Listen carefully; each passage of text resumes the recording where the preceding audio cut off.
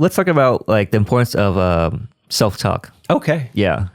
Self-talk can lead to self-hate or self-love, right? So let's talk about self-talk. Absolutely. Yeah. How important is it? How can we have like a better dialogue with ourselves? I think the first initial thought can dictate what happens next for a person, whether like they allow possibility to come into their life, right? Or they say things like, I am never going to make it, right? Which is a pretty closed statement. Yeah. Never is ultimate. Exactly. Never is ultimate. It's unchanging. Exactly. Right. And then versus changing to something like, I can learn to be better, or I can try one more thing, So that, even though it acknowledges it may be like hard, but there's still possibility to change from this state, right? So let's talk about the importance of self-talk. Yeah, I think you're absolutely right. One of the things that came up when you were talking is in cognitive behavioral therapy, one of the things that we look for in somebody's thought process, like absolute language, very rigid, black and white, like I will never, or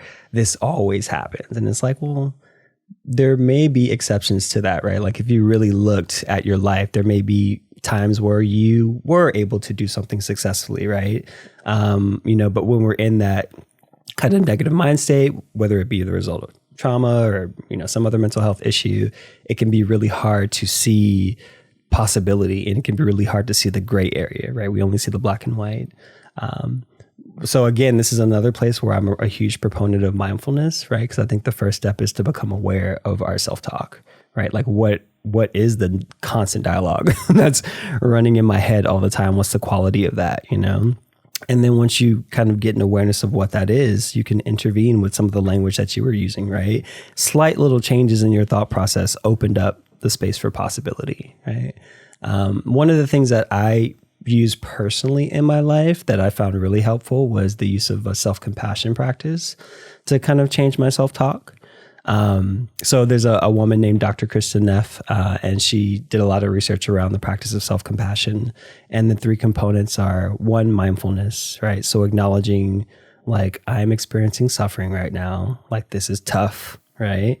The second component is acknowledging your common humanity. We all experience tough situations. This is a part of being human. So like, in line with what you said earlier is, by acknowledging your humanity or your place amongst everything else, you're removing yourself from a place of isolation. Beautiful. Exactly. And you're bringing yourself back into connection with the human race. Like we all experience difficulties. Exactly. And I think that's a sidebar. That's a hallmark of, a lack of good mental health is that sense of isolation, right?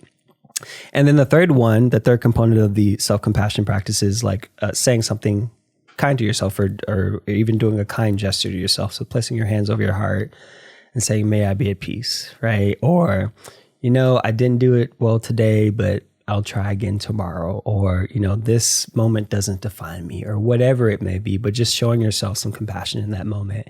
And it tends to be that over time that softens that really kind of rigid negative self-talk that we have about ourselves. So yeah, I really wonder how common negative self-talk is, because speaking personally, and not anybody else, just me, right? So speaking personally, like say before it was typically very easy and maybe even natural. I guess easy and natural can go hand in hand, right? For me to like do something for somebody else. Yeah. But when it came to like me receiving it, instead of just receiving it, my self-talk or my mind inserted before anything else happened is like, do I deserve this? Yeah. Definitely negative self-talk right there. Exactly, right? And who knows when those kind of like ideas about yourself came into being. Typically, it happens that, again, early childhood experiences impact the way we think about what we deserve and our self-worth. And so then we spend a lot of our lives, once we become aware of that, trying to work ourselves back from that, or really shifting that narrative, that dialogue that's going on inside of our heads. And I think it's important to know that like it's possible. Neuroplasticity is a thing. We can rewire our brains to be more compassionate towards ourselves and towards other people. So